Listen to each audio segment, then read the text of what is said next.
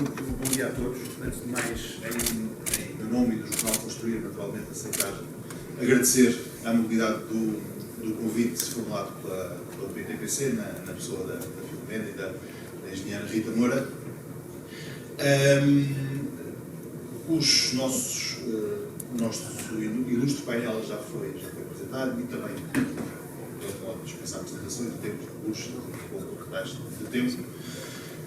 E estamos esta manhã aqui para falarmos um pouco, para, tanto quanto possível, acrescentarmos algo mais àquilo que tem sido a discussão em torno da habitação nos últimos anos.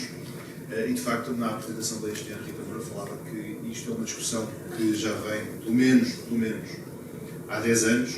É um problema que é conhecido, que se tem agravado, que se tem agudizado e não deixa de ser sintomático também de uma forma de estar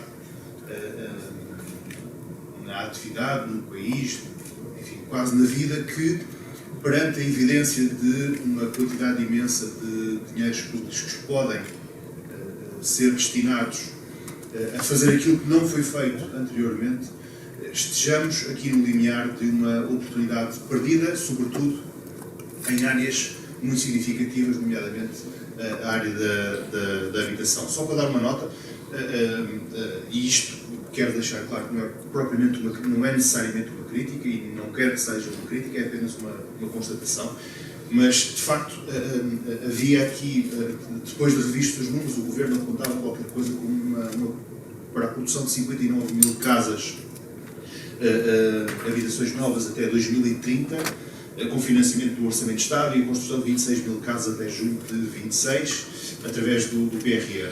Os dados de habitação, não é? Os dados de julho deste ano apontam para qualquer coisa como 11.300 habitações que estavam entregues, ou seja, estamos a mais de metade daquilo que estava previsto. E, de facto, esta evidência da crise da habitação que nos temos debatido não é propriamente nova. Havia aqui a questão dos custos elevados, derivado também aos custos dos solos, que formulou-se a Lei dos Solos. O próprio antigo bastonário da Ordem dos Engenheiros, Fernando Santos, tirei aqui um apontamento que já vem falando há algum tempo sobre os exagerados custos de construção, as atuais exigências para o licenciamento. Não é possível ter produção com custos acessíveis ou moderados, mesmo sem lucro. E aqui estamos perante uma evidência que tem várias explicações com que nos temos debatido ao longo destes últimos anos. Mas fica sempre a sensação de que falta sempre qualquer coisa.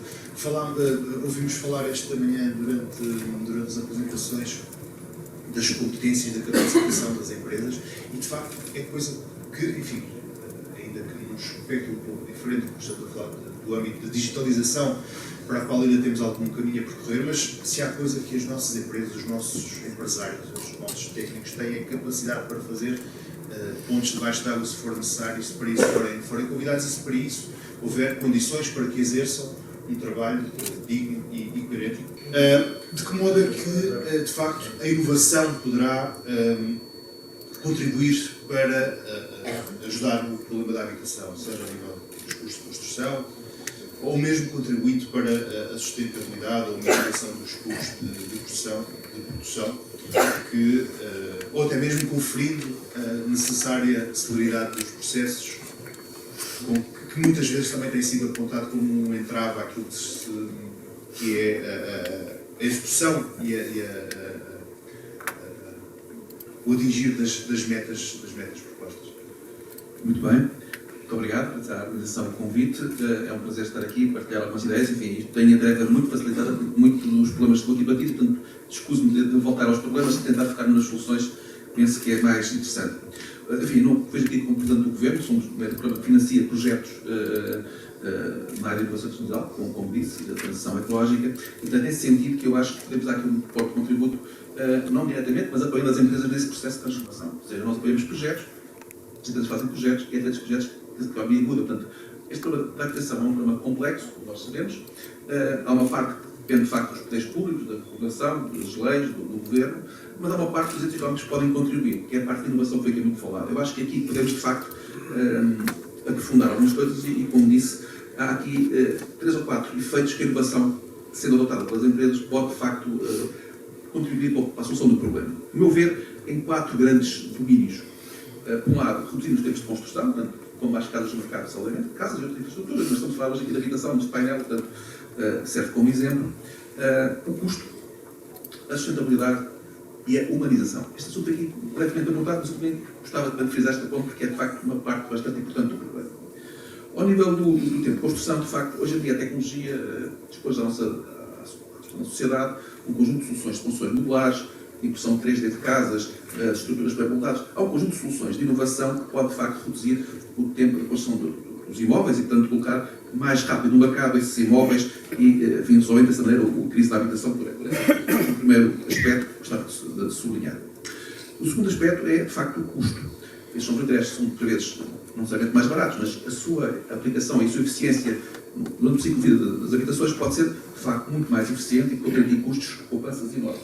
Também temos aqui um número há bocado, que eu até retive, a adoção de tecnologias digitais na construção pode poupar até 30% de custo. Alguém disse aqui no slide anterior, acho que isso, de facto, só por si, o número é específico de 30%, não é algo que devemos passar ao lado. Creio que foi a opção anterior que prestou esse número, enfim, não tenho, acredito que seja o número, enfim, e também considero alguns estudos que apontam nesse sentido, que os 25% e os 30% no digital em geral. Estou a falar provavelmente da robótica, impressão 3D, IoT, blockchain, machine learning, enfim, todas as tecnologias que aqui já foi citado, que não escuso agora de aprofundar, já aqui foi explicado. Em particular, destaque para o BIM, parece ser de facto aqui uma bocadinho a joia da coroa, que pode ter aqui impactos muito significativos. Tudo isto pensado não só na construção em si, no ato de construção, mas todo ao longo do ciclo de vida que pode de facto contribuir para esta maior economicidade e maior eficiência da construção.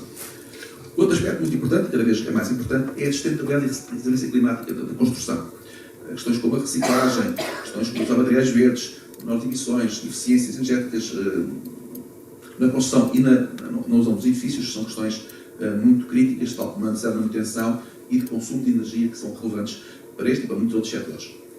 E, por último, a humanização, ou seja, o design, propôs aqui muito design da arquitetura, e o papel também é isso. De facto, hoje em dia as questões, a nível nacional e a nível europeu, estão a ganhar, de facto, uma expressão relevante. Ou seja, não queremos criar construção de guetos que desumanizem as pessoas, mas soluções construtivas e urbanísticas que, de facto, contribuam para uma solução societais mais harmoniosas, menos clivagens, portanto, para integrações sociais. Enfim, fala-se na cidade dos 15 minutos, nas cidades das pessoas, nas cidades, tudo isso é importante neste conceito da inovação que eu estou aqui a defender. Portanto, nestas 4 dimensões, tempo, custos, e inovação, há aqui um território enorme para progredir na área da construção e eu penso que é por aí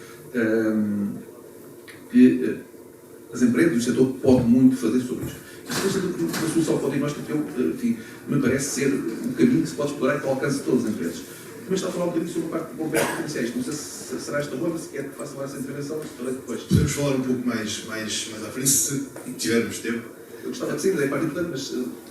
Então, se calhar, é preferível continuar, porque vamos... Ok, avança assim.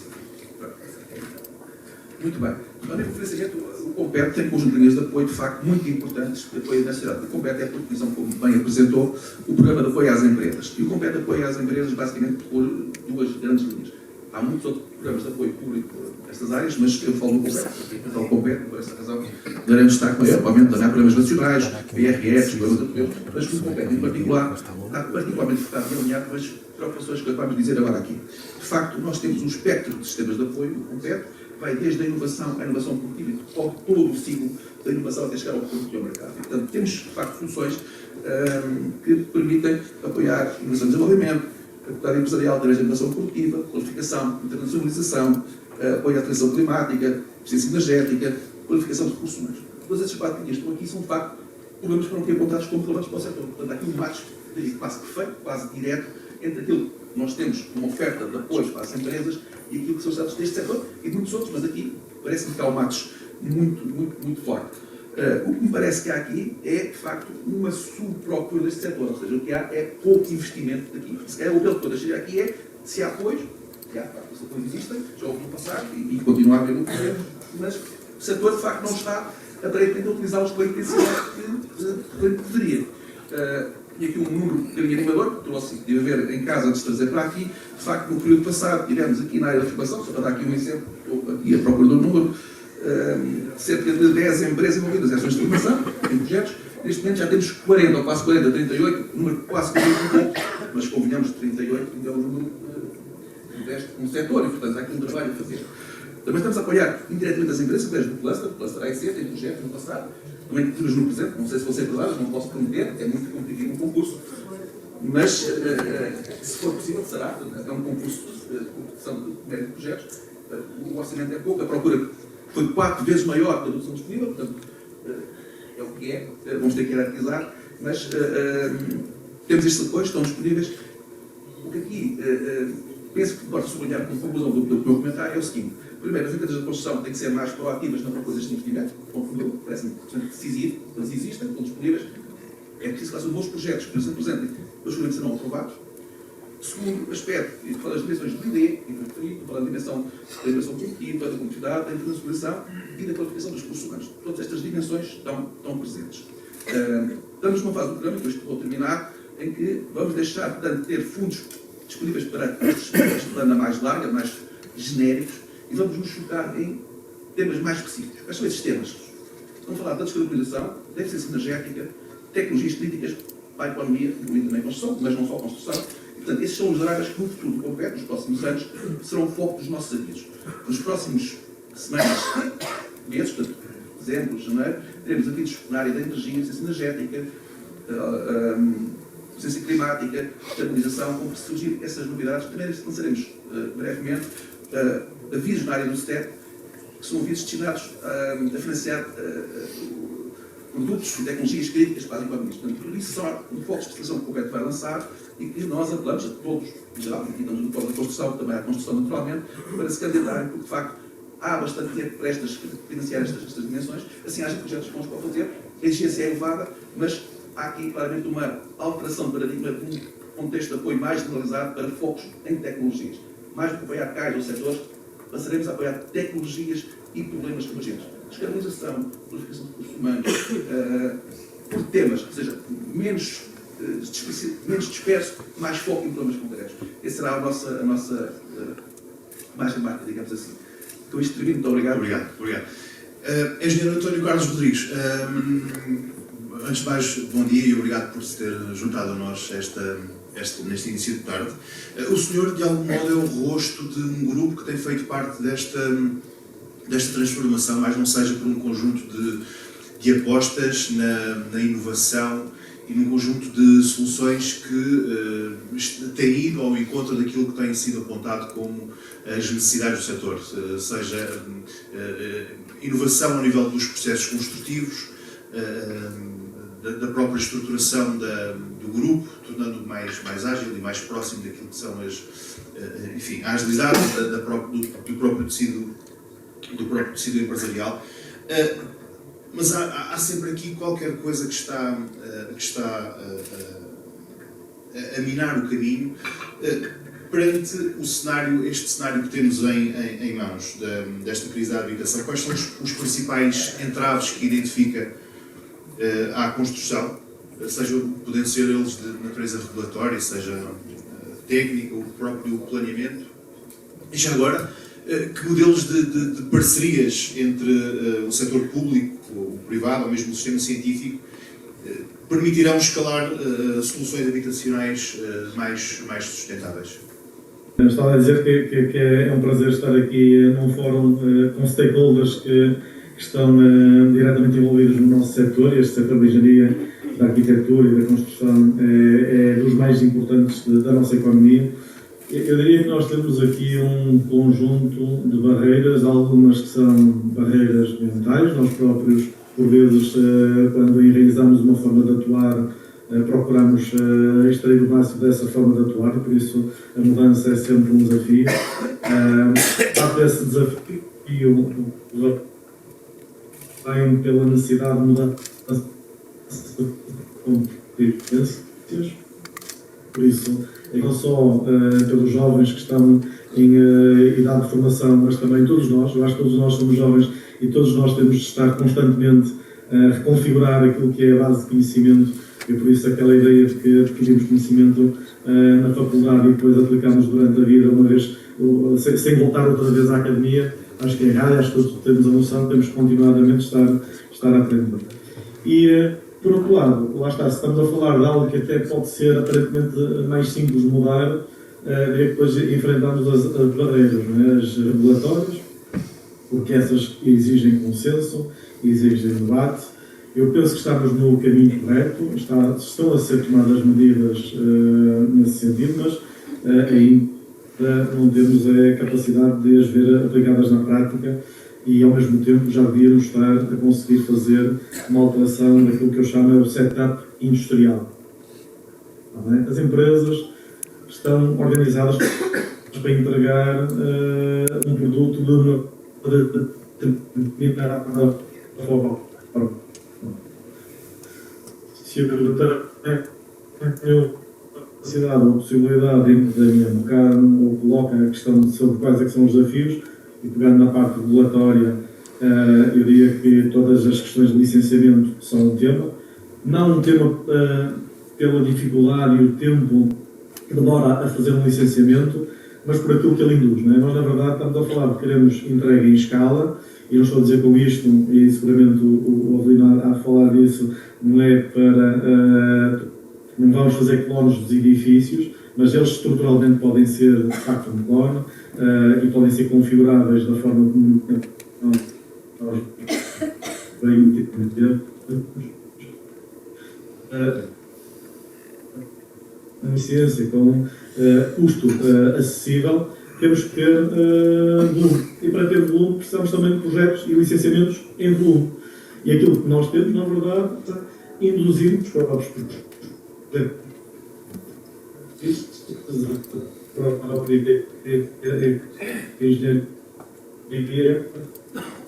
A pensar projeto a projeto, e porque nós procuramos alguns exemplos de sucesso, e o caso da indústria automóvel acho que é um exemplo de como é que se consegue produzir em escala, ainda que a gente tenha a capacidade de customizar. Estava a visitar a fábrica da Porsche 911, de onde saem todos os Porsche 911 do mundo, e na linha de produção não havia dois carros iguais, mas literalmente, e não era só a cor, eram todos eles diferentes, de competição, uns com tejadilho, abrir, outros sem tejadilho, e aquilo estava montado num processo associado àquilo que eles dizem. Nós só executamos aquilo que planeamos e só planeamos aquilo que executamos.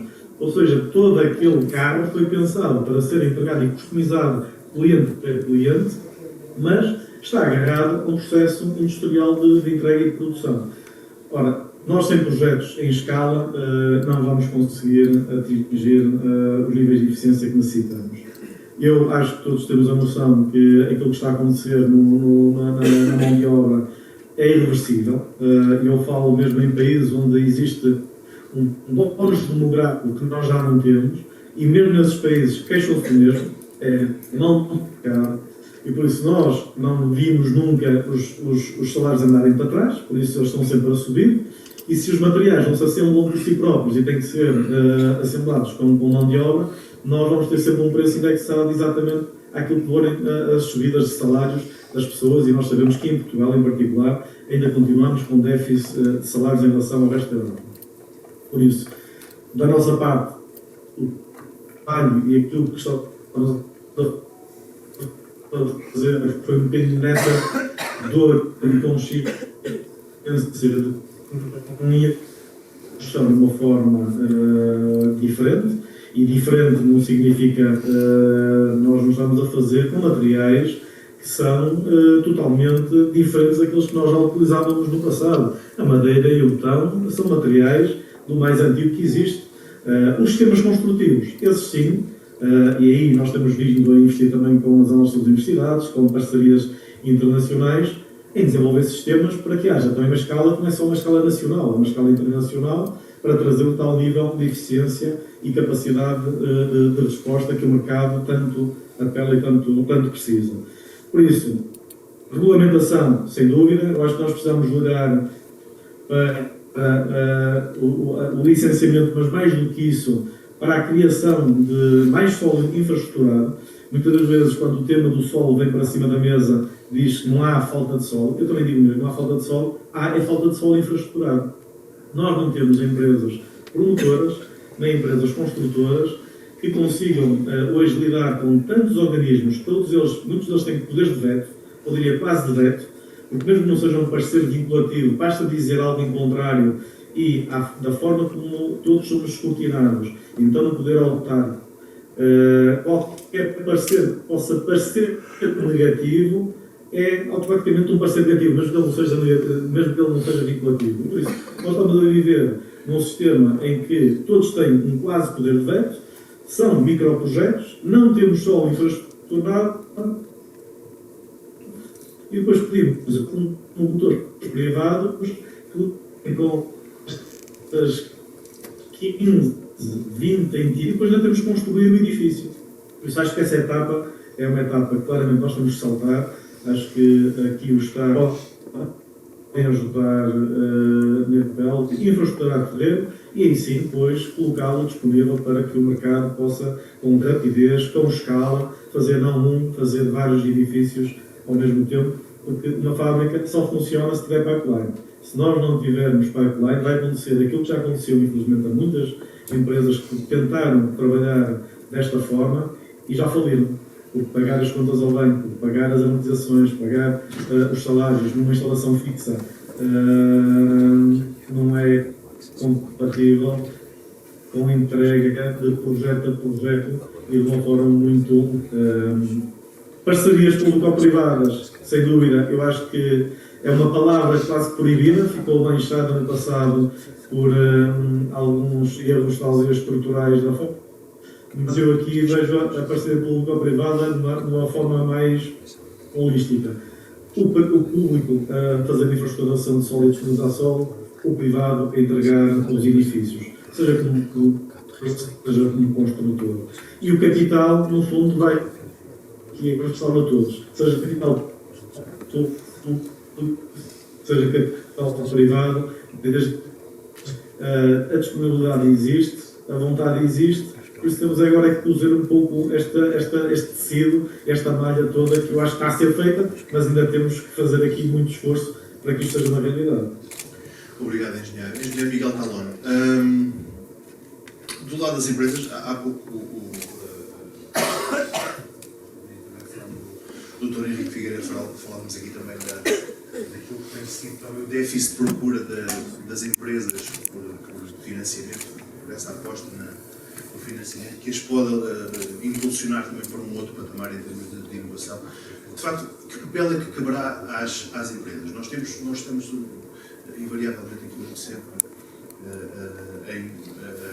a discutir em torno da responsabilidade de quem promove, nomeadamente quem estabelece as regras do jogo, os organismos públicos, das autarquias, e, de facto, poucas vezes damos por nós a olhar para aquilo que é o papel das próprias empresas na definição e na busca de soluções. Que papel é que poderá caber às construtoras na resposta àquilo que são as necessidades efetivas para solucionar esta crise e este problema que é, de facto, de complexa solução?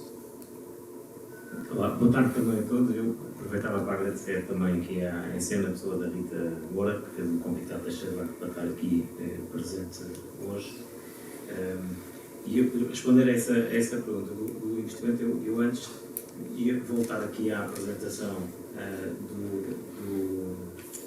do Armando Rodrigues, onde ele no fundo faz aqui uma caracterização de A a Z, já alguém também aqui referiu isso há pouco, da situação onde estamos e porque é que estamos nessa situação. Eu diria que há aqui dois apontamentos que queria dar, um pessimista e um trazer aqui algum ânimo. No pessimista apesar de estar numa apresentação em que evidencia aqui todos os desafios e todas as ameaças que temos, isto também vem comprovar há quantos anos nós estamos frente do mesmo problema. Ou seja, está identificada a questão da crise da habitação, está identificada a crise de mão de obra, está identificada a crise de materiais, está identificado o problema e E na verdade fica simples nós, no fundo, temos já a ameaça e o desafio caracterizado.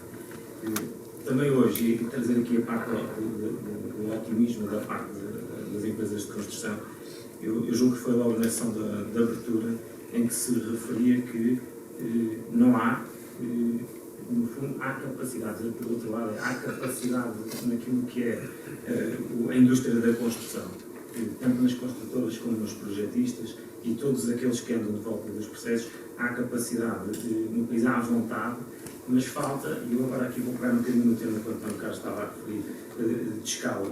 Falta aqui escala, falta aqui previsibilidade, e entrando outra vez na questão regulatória.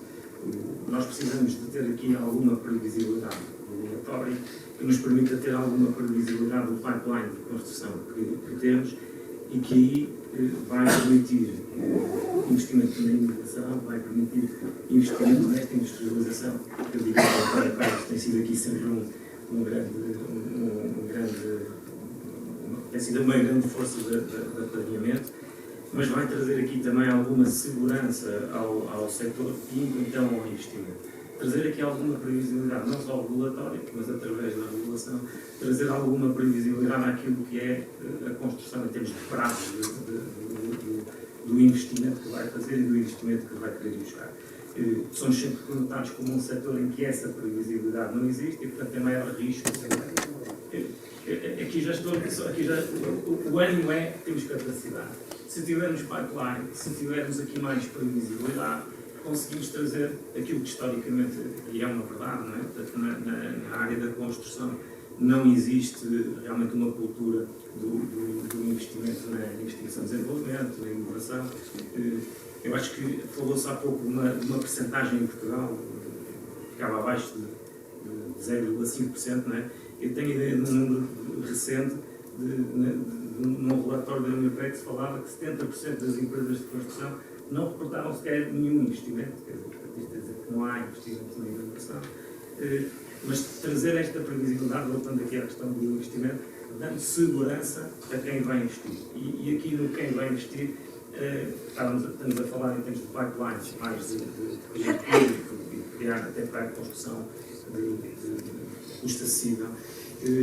Mas também já que eu diria que nós entramos aqui numa fase em que foram tantas as apresentações, isto no fundo estava bem planeada a nossa conversa, porque fomos tocando em tudo, foram tocando nas apresentações mais ou menos em tudo aquilo que tem importância.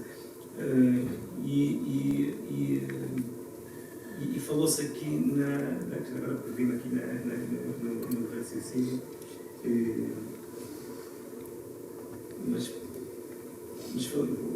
Falamos da previsibilidade, do cenário de previsibilidade, e isso também confere alguma confiança às empresas para se estruturarem, para se posicionarem. Para se posicionarem, mas para criar aqui no setor de investimento, eu já sei que aqui, já voltei aqui a colocar, portanto, no sentido de quem é que tem que ter aqui esta promoção do investimento, e falava-se aqui hoje de manhã no sentido de balancear o risco de construção, o risco da construção já por si só é um risco muito alto. Portanto, neste balancear de quem vai ter que investir, o Carlos referia aqui na questão de quantas empresas já investiram na industrialização e depois não conseguiram ter sucesso por falta de escala, não é? Portanto, diria que aqui este risco tem de ser balanceado, tem que haver aqui um garante desse pipeline, uma previsibilidade desse pipeline de construção que permita trazer aqui mais segurança a quem depois traz o investimento. Arranjamos aqui formas de sermos também mais previsíveis na indústria da construção. Engenheiros e arquitetos têm aqui uma particularidade, porque ambas as disciplinas, digamos assim, há vários anos, vários decisores têm apontado como um dos problemas o afastamento dos engenheiros e de arquitetos dos centros de decisão, dos centros de poder. De poder, entenda-se, do poder decisório, do poder de discutir para se decidir. O engenheiro Bento Baixo tem sido um particular rosto dessa militância, de facto, do afastamento de engenheiros e de arquitetos dos centros de decisão. Isso explica de algum modo o ponto em que estamos hoje em dia e de que modo é que, do lado dos engenheiros, um pouco também no seguimento daquilo que eu questionei ao engenheiro falando, de que modo é que os engenheiros podem fazer parte da solução e de que modo é que se pode inverter este cenário, este contexto de esta disciplina enquanto uma organização estruturada e com o peso que tem a própria ordem dos engenheiros, estar mais perto daquilo que são os centros de decisão. Bom dia, muito obrigado. Agradecer o convite à PTPC e o desafio na pessoa da Rita Moura, que tem uma dupla função, está na PTPC e está também na ordem, para estarmos aqui presentes e cumprimentar todos os colegas e não colegas, mas pelo menos que partilhamos o setor.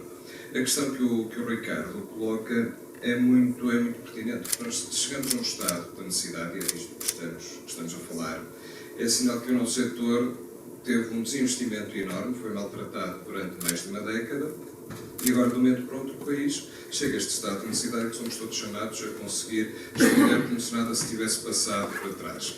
Não houve investigação, não houve investimento em investigação e desenvolvimento, não houve formação de mais técnicos para estes processos, não se refletiu numa verdadeira reforma do enquadramento legal dos licenciamentos.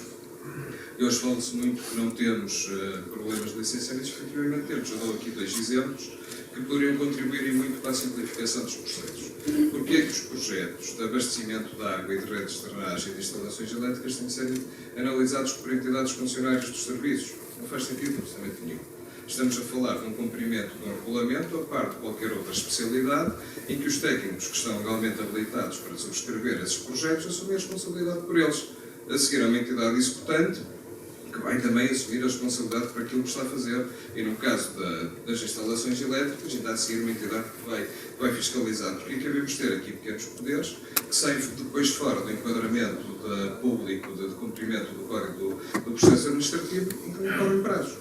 Por isso nós temos que reclamar muito mais um processo que seja tecnocrata, porque aquilo que nós estamos neste setor é sobretudo a passar por uma crise de confiança enorme, que é aquilo que está a impedir com que investidores, com que promotores imobiliários, com que empresas de construção façam investimento em novas tecnologias e que, no meu caso, a industrialização, que o António Carlos já comentou e também que foi subscrito também pelo Teixeira Duarte, este contrato de confiança que nós temos verdadeiramente. Por exemplo, o Governo anunciou que quer descer o IVA a 6% para a habitação abaixo dos 640 e não sei quantos mil euros. Aquilo que toda a gente me diz é que a carteira de encomendas que está a reduzir e que está toda a gente à espera que esta medida saiba como é que vai ser aplicada, quando é que vai ser aplicada. Nós ouvimos o Ministro da Habitação e das Infraestruturas na semana passada, na Semana da Reabilitação Urbana, e mostramos que ainda é um quadro totalmente incerto. Por isso é este quadro no tempo, na Assembleia, num conjunto de processos que não está ainda claro. Por isso nós temos de ter aqui muito mais previsibilidade e, sobretudo, ter uma verdadeira reflexão técnica e ter os técnicos no centro do processo de decisão. Porque se os técnicos assumirem as responsabilidades, que é aquilo que todos nós estamos habituados a fazer para que nos formamos, que gostamos de fazer e para aquilo que os nossos clientes nos pagam, vamos conseguir ter soluções muito mais ágeis e muito mais rápidas. É natural que a industrialização não está a ser massificada, claro, porque os clientes ainda não conseguiram perceber e o dilema da inovação é um bocado este, por isso quem está do lado de lá só vai pedir aquilo que já viu. E se nós temos de ter este trabalho conjunto de standardizar, de industrializar, esse é um trabalho conjunto em que organizações como a PTPC têm feito um trabalho notável, que quando falamos de anos em que o setor foi maltratado, temos organizações que tiveram cuidado de transformar, de querer digitalizar e de querer fazer evoluir o setor. Voltando aos apoios públicos, acho que é fundamental que linhas como a Compete, os PRS como a Portugal 2030, que deixem a lógica dos cais, e eu registrei que disse isso e bem, porque as empresas de construção na competição dos cais ficam sempre atrás, ao pé da indústria. Por isso, criem uma linha específica para digitalizar os gabinetes de engenharia, para digitalizar os gabinetes de arquitetura e para conseguir garantir que as empresas de construção se transformam. Porque se põem as empresas de construção a competir e a lutar no ranking da avaliação dos programas de financiamento junto da indústria, nós perdemos. Eu falo isso também por experiência particular nas empresas em que estou envolvido. Por isso é fundamental que haja essas linhas diretas para o setor da construção. Eu diria que nem sequer é partilhadas. Tem de haver uma linha direta para o setor da construção, para um setor que é crítico e fundamental para a competitividade do país, e de que hoje resolver problemas como as obras das infraestruturas, como a habitação, sem nós não conseguirão ser resolvidos. Muito obrigado.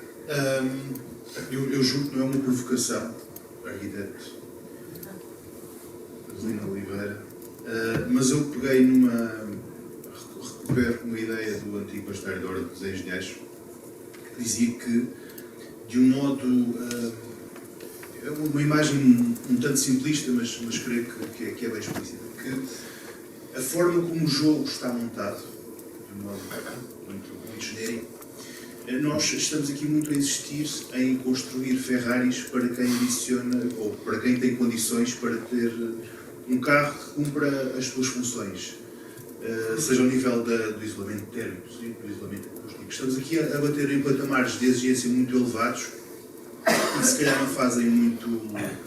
não são tão exigíveis assim. E isso, de facto, também pode ser um entrave àquilo que é a agilização dos processos, àquilo que é a massificação da construção. E depois, por outro lado, falamos aqui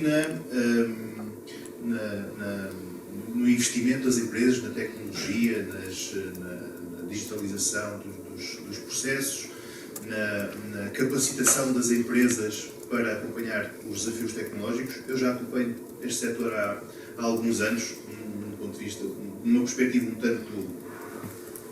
tanto confortável, que é, eu ouço as queixas e registro-as, e de facto é de algum modo recorrente, por exemplo, que os arquitetos reclamem dos investimentos que têm de ser feitos ao nível, sei lá, das licenças, na altura do CAD, hoje em dia do BIM.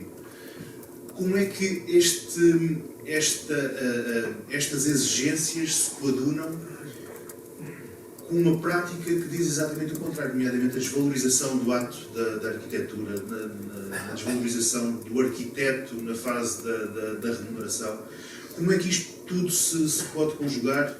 Esta manhã falámos muito na digitalização, na capacitação, na inovação das empresas, mas de facto há aqui alguns players que, enfim, na hora de ser recompensados por esse trabalho, por essa criatividade, são olhados um bocado, são deixados um pouco à margem.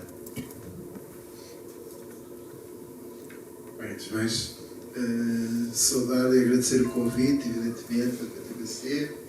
Também já agora gostava de deixar uma palavra àqueles que, como o Ricardo, representam a imprensa específica e temática da construção, porque nós também temos que, no caso de construir, e portanto nós também temos que defender, porque muitas vezes, muito da produção de conhecimento que fazemos nos vários fóruns acontece muito entre nós através ainda destes órgãos de comunicação que são específicos e que não são assim tantos e que também se devem realizar.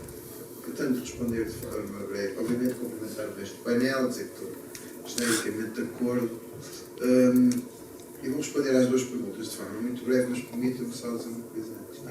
Eu tenho prometido mesmo, eu e o Bento, enfim, o António Carlos, todos temos estado em muitos debates sobre a questão da habitação com o diagnóstico atual e o retrato que se está a fazer. Tenho prometido a mim mesmo que é tentar falar um bocadinho do futuro. Então eu queria aqui lançar duas ou três questões que são fundamentais.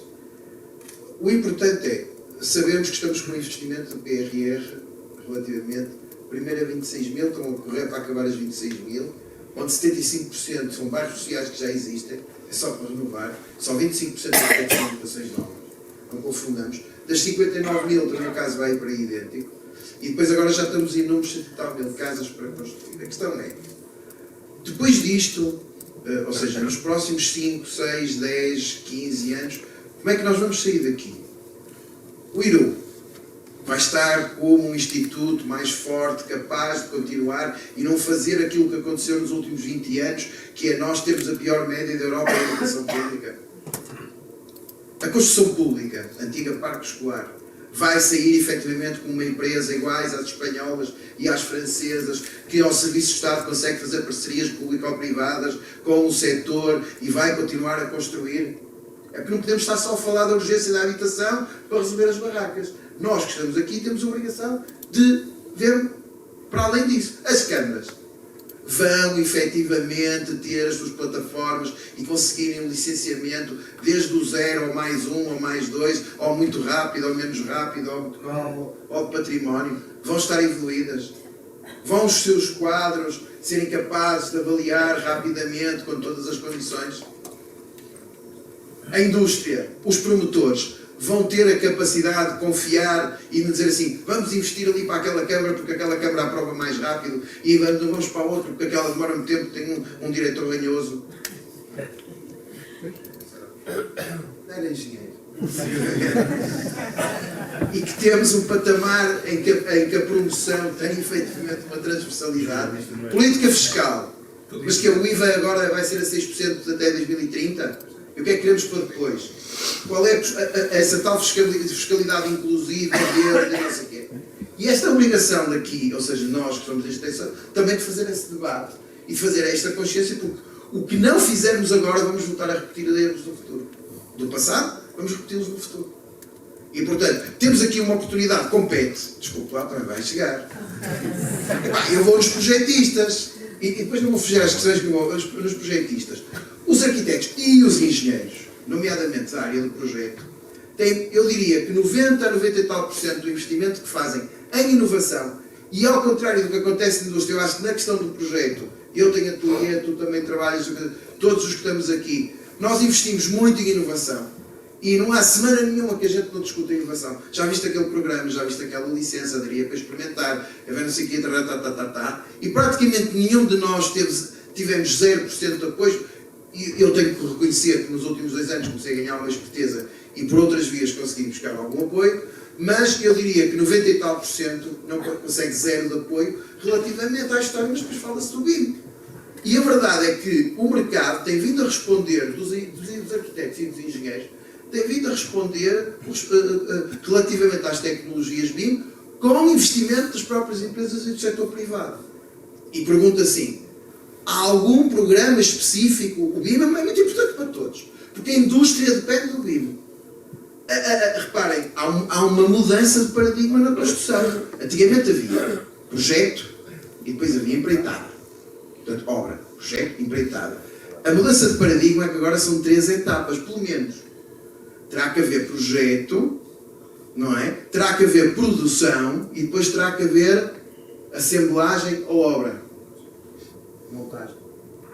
Ou seja, nós estamos nesta mudança de paradigma. Isto muda tudo. Seja em reuso, ou seja, reabilitação, seja em construção nova. Isto significa que o BIM, realmente, o BIM é toda a parametrização, é fundamental.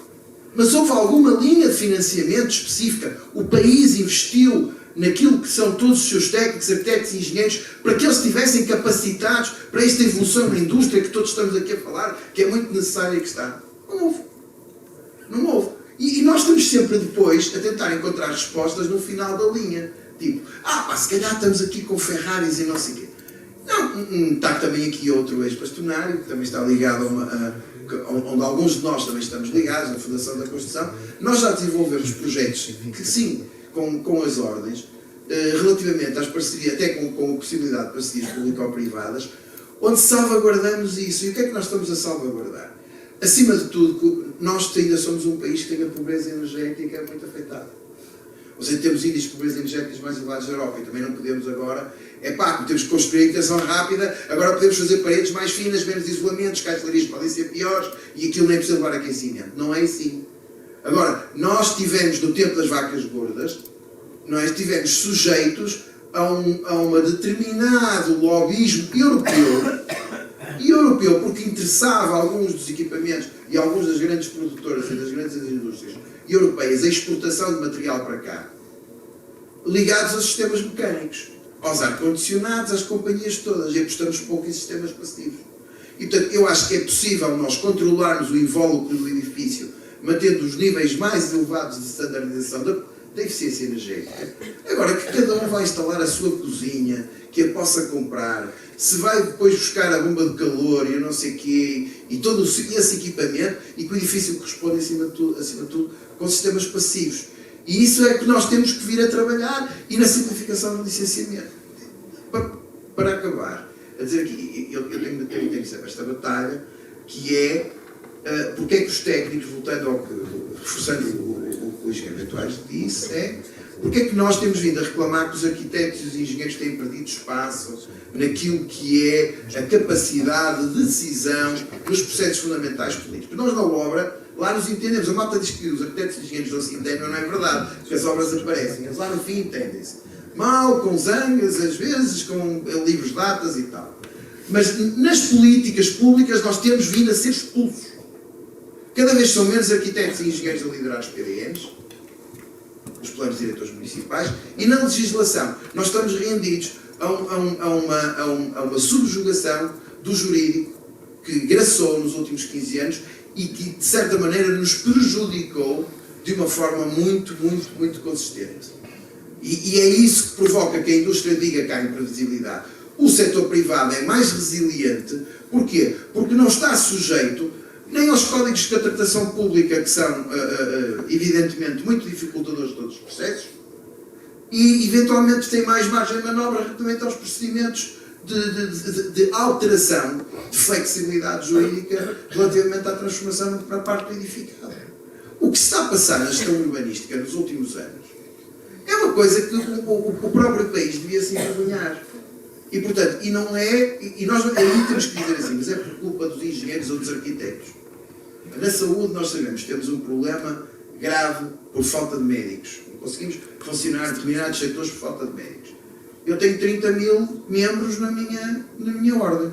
Portanto, não é por falta de arquitetos, meus caros, que há um problema da habitação. É por falta de mão de obra na indústria, isso não há dúvida. Aqui está, e ainda prejudicada pelos tempos excessivos que estamos a dar, onde acabamos por dificultar todo esse trabalho técnico. E a questão, e com isto termino, a questão é quanto tempo é que nós iremos levar até que consigamos mudar este estado de coisas, porque nós não podemos continuar a aceitar que chegamos daqui, depois disto tudo, depois do tal de uma nova revisão do Simplex, está mesmo quase a seguir ao orçamento, vai ser uma nova revisão do Simplex.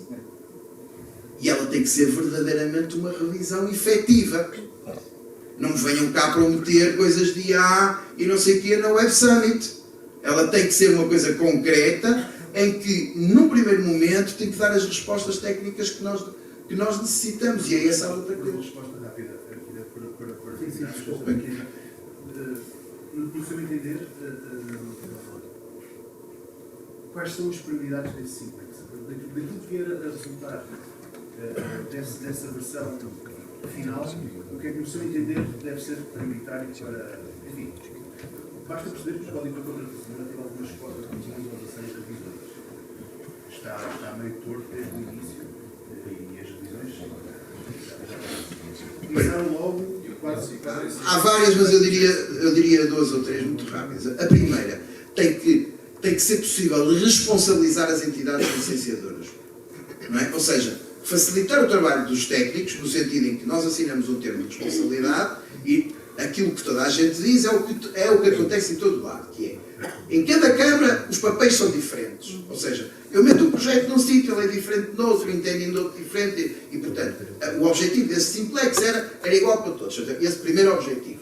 Segundo, é que eu consiga saber, exatamente nas entidades licenciadoras, que elas estão comprometidas da mesma forma. Que é, eu não posso começar, como é que eu sou promotor, ou eu sou, enfim, da indústria, de alguma forma, e eu começo um processo que sei quando ele começa, mas eu não sei quando é que ele termina. Quando é que ele termina, reparem, o licenciamento.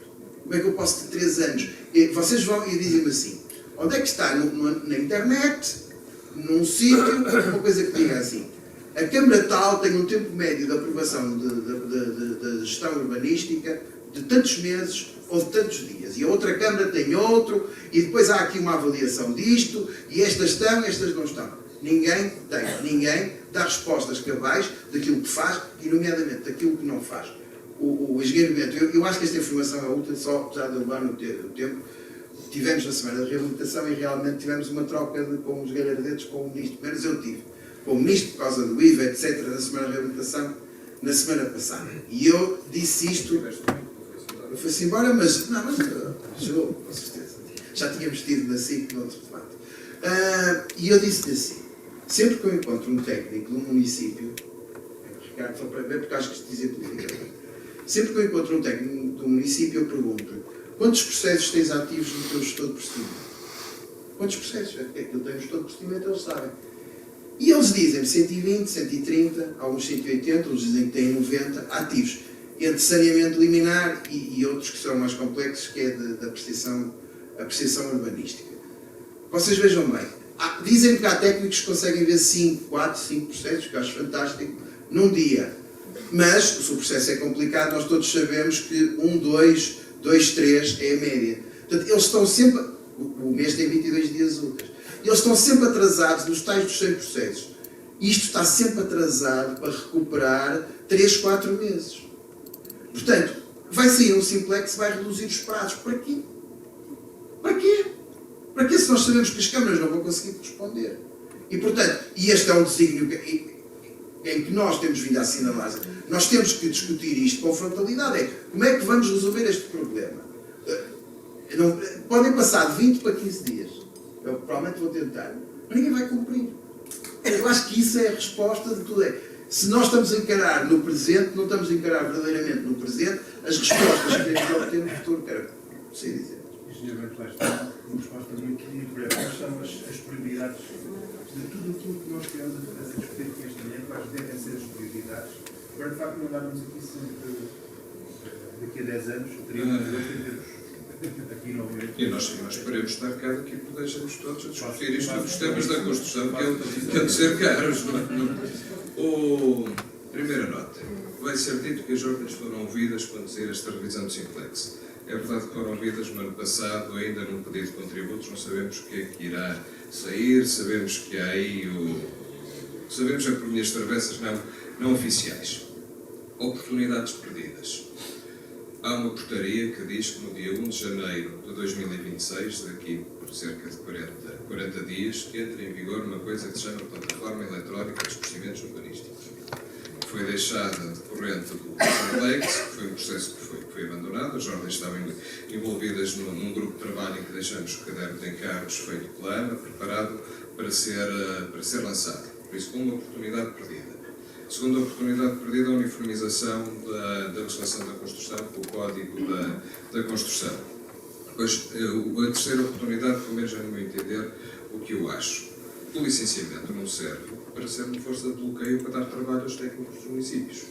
No meu entender, serve para que haja aqui o entender público da proteção do território e depois que haja um sistema de informação com um repositório que está ali dentro dos municípios. Enquanto não mudarmos este paradigma, que a única coisa que as câmaras têm que analisar é os parâmetros urbanísticos, projeto de arquitetura, e a partir daí é um mero depósito da informação técnica e de todas as informações que o mesmo imóvel tenha ao longo do tempo, para quando alguém passar 20 ou 30 anos quiser comprar ou saber como é que está lá no imóvel, vai à Câmara e tem acesso ao processo enquanto repositório de informação, e aí o BIM será uma mais-valia de conseguirmos ter digital twins e conseguirmos ter um modelo que possa ser operado por qualquer técnico. Eu acho que as obras de escassa relevância urbanística também deviam acabar, ou melhor, deviam ser transfiguradas, que nenhuma intervenção devia poder ser feita sem pelo menos um empreiteiro habilitado e um técnico habilitado, e que no fim da intervenção que houvesse um registro para a memória futura na ficha daquele imóvel do que está a ser feito. Por isso nós temos que mudar aqui este ponto e de passarmos a ver os processos de licenciamento como apenas para cautelar os parâmetros urbanísticos que têm de ser resguardados, e depois temos um repositório da informação de cada um dos imóveis, não para proteção do processo técnico, mas sobretudo para a defesa do consumidor. Voltando à questão que houve ali, não respondeu completamente. Eu ontem fiquei com uma música na cabeça que eu vi na rádio por 2 ou 3 vezes, que é que temos tiques de rico e num corpo de pobre. Eu acho que é isso que está a passar precisamente com a habitação. Queremos ter toda a habitação, seja ela acessível ou não acessível, que tenha a classe A+, que tenhamos de ter equipamentos, que tenhamos de ter um conjunto de respostas. Eu não consigo perceber como é que na habitação acessível se tenha de garantir o cumprimento da lei das acessibilidades a todos os apartamentos. Acho que em mais de um país da União Europeia isto acontece. Por isso aquilo que faz sentido é termos alguma parte que é garantida a acessibilidade, e depois, se há necessidades, vamos rodando e vamos ajustando às necessidades. E devemos reduzir, sim, a qualidade e os requisitos técnicos a serem cumpridos na habitação pelo menos acessível, para conseguirmos reduzir o preço, bem que eu acho que na equação do preço da habitação, o custo da construção é aquele que menos vai ponderar. Temos o custo dos solos, como o António Carlos já referiu, que nós podemos densificar. Eu sou daqueles que acho que as cidades têm-se a desenvolver em altura, não só para libertar o solo para espaço público e de fruição coletiva, mas as cidades começaram a construir em altura precisamente para responder à necessidade de precisarem ter mais gente a viver, e é isso que nós temos de voltar a fazer. Os municípios começaram a usar nos planos diretores municipais aquilo que se chama muito unidades operativas de planeamento e gestão.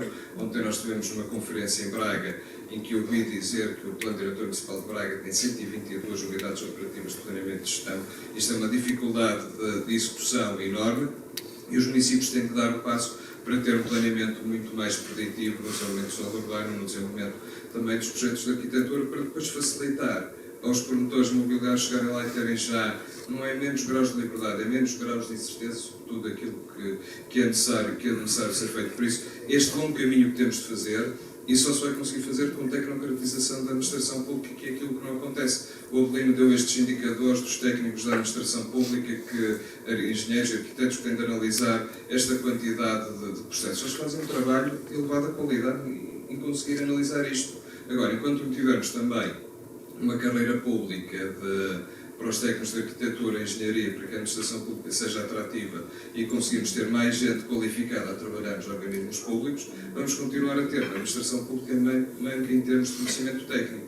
É verdade que eu estar a dizer isso, as empresas estão a dizer, mas estão para a administração pública, vão deixar de estar nas empresas. Sim, que temos um problema de qualificação, temos de fazer regressar os nossos engenheiros e arquitetos que no momento em que o país exportou mal foram forçados a sair do país, temos de os fazer regressar cá e vamos ter de recorrer a mão de obra de países que olhem para Portugal como um país de destino, um país seguro, um país com qualidade de trabalho, para conseguirmos ter mais mão de obra qualificada no setor da engenharia e da arquitetura.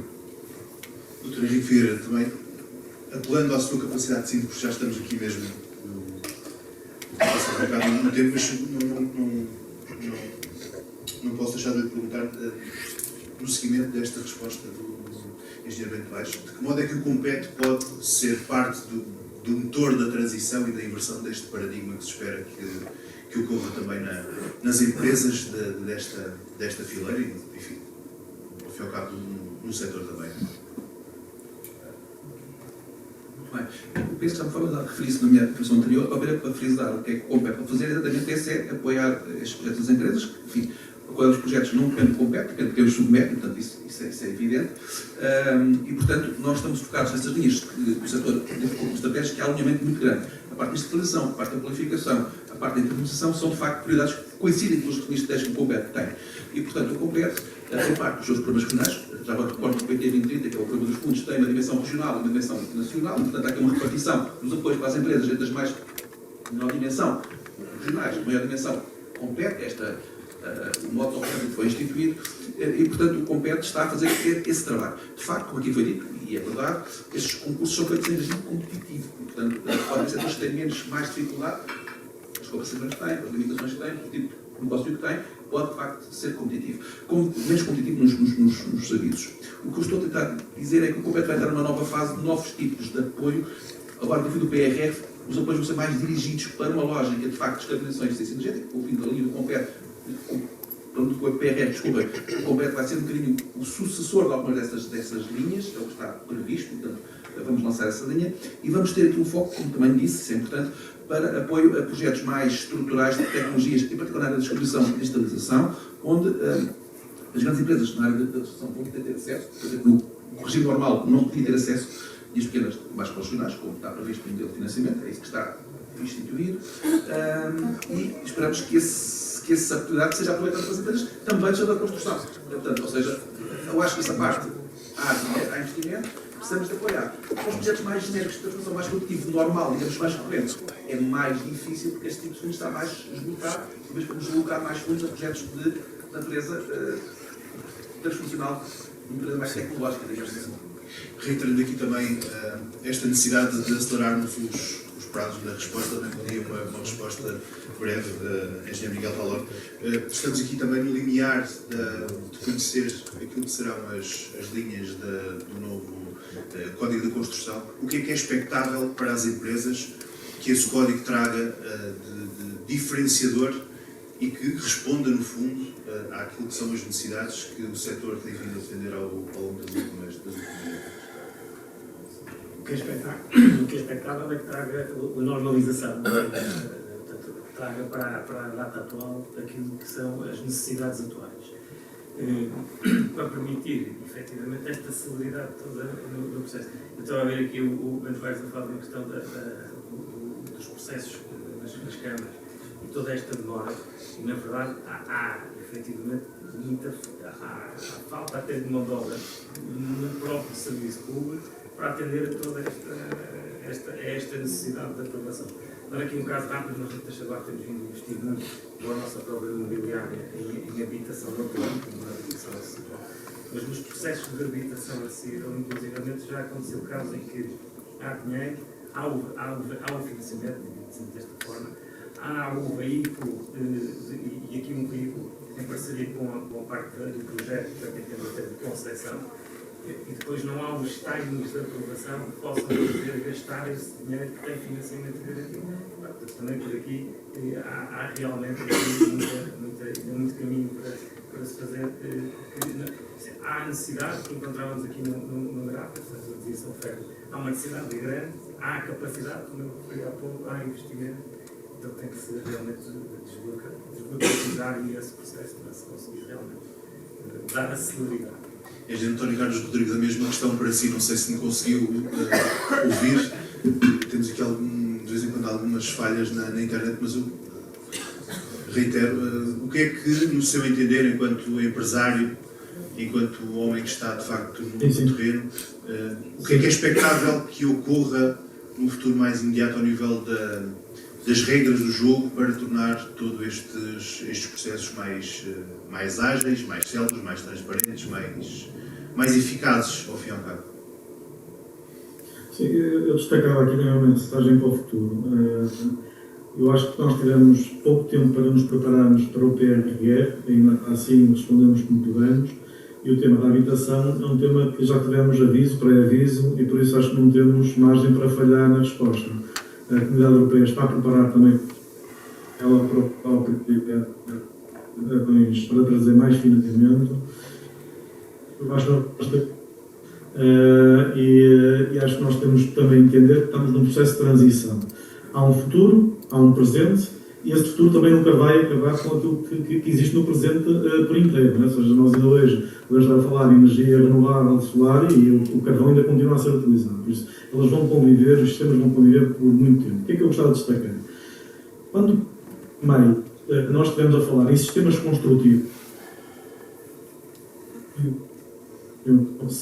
sem retorno, que podemos, com esta hiperdependência de uma mão de obra que não existe, mais necessidade de investimento temos. E por isso, mais ID também temos que ter.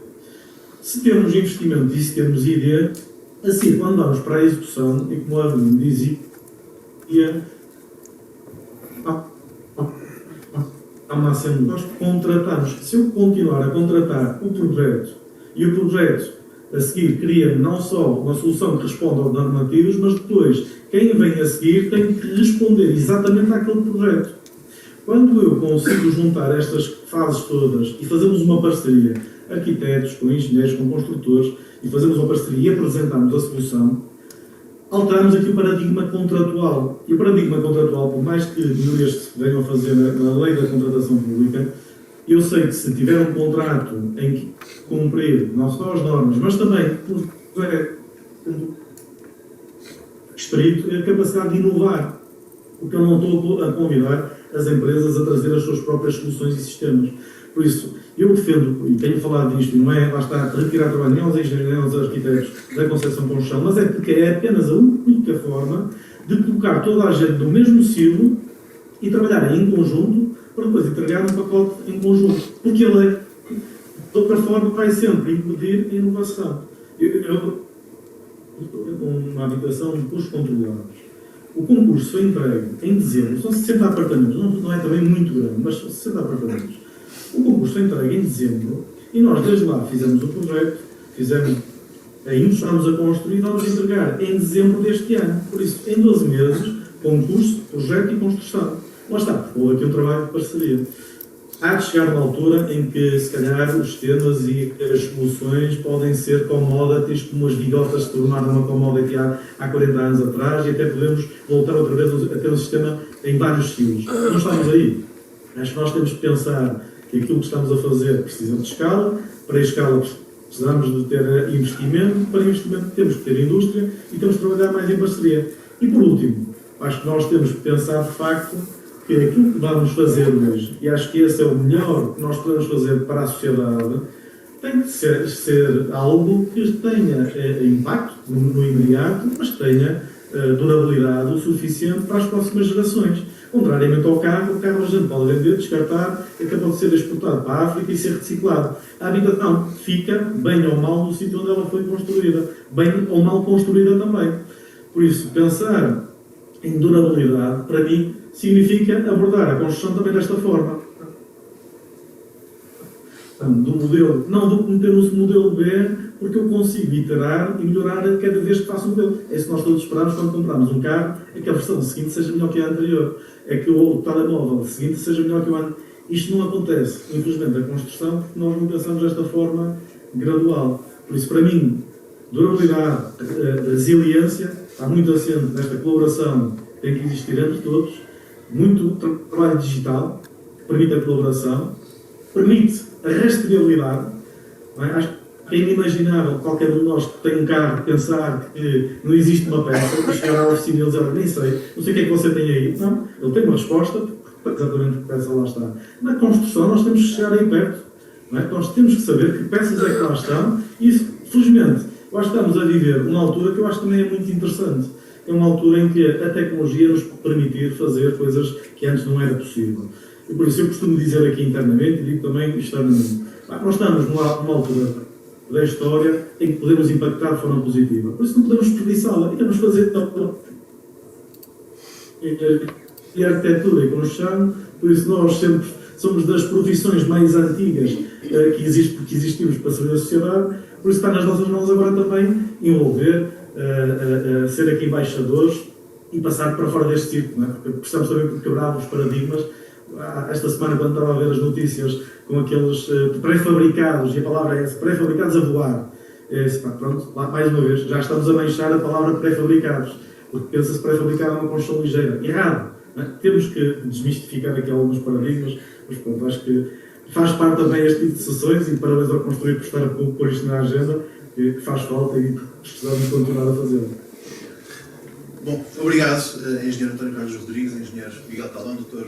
Henrique Figueiredo, Arquiteto Adelino Oliveira e Engenheiro Ventuais, por terem passado, por terem feito parte também e facilitado a minha tarefa aqui a cozer as pontas, e era difícil, de facto, também pela escassez de tempo disponível, que estas pontas ficassem. Creio que, pelo menos, eu pessoalmente saio daqui com a satisfação de ter contribuído para olhar, de facto, ainda um pouco para o passado, mas, sobretudo, ter aqui fomentado a discussão sobre o futuro, e creio que estão lançadas boas bases para olharmos o futuro com otimismo, ainda que moderado, porque, enfim, já sabemos o que a casa gasta, o poluísmo, mas, enfim, alguma coisa há de sair e havemos de sair fortes desta experiência, de todas estas discussões que temos vindo a ter ao longo destes meses. Obrigado a todos e obrigado a vocês por terem